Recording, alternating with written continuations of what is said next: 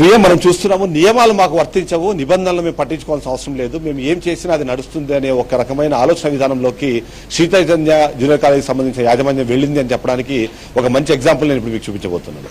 ఎందుకంటే మనం చూస్తున్నాము, హైడ్రా వచ్చిన తర్వాత కానివ్వండి, హైడ్రాకు ముందు కానివ్వండి, ఎక్కడ నాలాలు కబ్జాకు గురైనా ఆ కబ్జాలను తొలగించే ప్రయత్నం హైడ్రా చేస్తూనే ఉంది.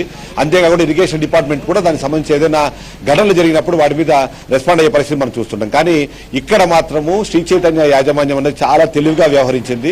ముఖ్యంగా ఇరిగేషన్ శాఖకు సంబంధించిన అధికారులు ఎప్పుడైతే బదిలీలు చేపట్టారో, బదిలీలు చేపట్టిన తర్వాత పాత వాళ్ళు వెళ్లి కొత్త వాళ్ళు వచ్చి వాళ్ళు పూర్తి స్థాయిలో ఛార్జ్ తీసుకునేందుకు పట్టే సమయంలోనే వాళ్ళు అనుకున్న పనిని ముగించేద్దాం అనుకున్నారు. అందులో భాగంగానే మీరు ఆల్రెడీ డ్రోన్ విజువల్స్ చూశారు. ఆల్రెడీ ఇప్పటికే మనము గతంలో ఉన్న అంటే 2010 నుంచి ఇప్పటిదాకా ఉన్న నాలా కబ్జా ఎలా జరిగిందని దానికి సంబంధించిన పూర్తి స్థాయిలో సమాచారం అందించారు. ఇప్పుడు నేను మీకు ఆ గ్రౌండ్ లెవెల్ నుంచి నేను మీకు ఇప్పుడు రిపోర్ట్ చేసే ప్రయత్నం చేస్తున్నాను. ఇప్పుడు మీరు ఏదైతే నేను వెళ్తున్న ప్రాంతం ఉందో ఇది యాక్చువల్ గా ఎస్టీపీ, అక్కడ ఉన్నది ఎస్టీపీ ఉంటుంది. ఎస్టీపీని కవర్ చేస్తూ ఈ నాలా అన్నది ఇక్కడ నుంచి ఇలా వెళ్తుంది.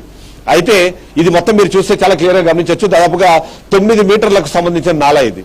కానీ ఇదే నాల ఆ తర్వాత వెళ్తూ వెళ్తూ కుచించుకుపోయి కేవలం 3 మీటర్లకు మాత్రమే పరిమితమయ్యేలాగా వాళ్ళు చేసుకుని వచ్చిన పరిస్థితి మనకు అనిపిస్తుంది. ఇక్కడ ఈ నాల ఏదైతే ఉందో, ఈ నాల నది ఇటువైపుగా ఉన్న ఏదైనా సరే, అంటే వర్షం వచ్చినప్పుడు వర్షపాతాన్ని కంట్రోల్ చేయడంతో పాటు ఆ వర్షం వచ్చిన వాటర్ ని స్ట్రీమ్ లైన్ చేసి ఎస్టీపీకి తీసుకెళ్లేందుకు అవసరమైన ఒక నాలని ఇక్కడ చేపడితే ఇక్కడ మీరు చూడొచ్చు, దాదాపుగా 9 మీటర్ల నాలా ఉంది.